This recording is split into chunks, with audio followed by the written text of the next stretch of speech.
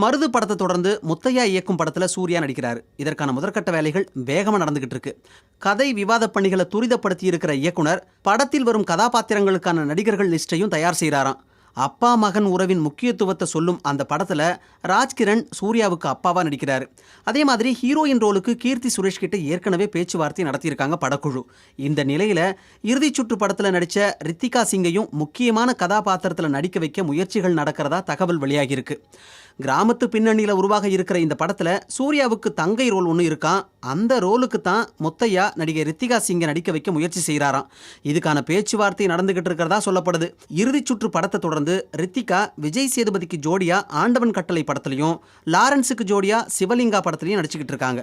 இந்த நிலையில முத்தையா படத்துக்கு ஓகே சொன்னாங்கன்னா சூர்யாவுக்கு தங்கையா நடிக்கும் வாய்ப்பு ரித்திகா சிங்குக்கு கிடைக்கும்.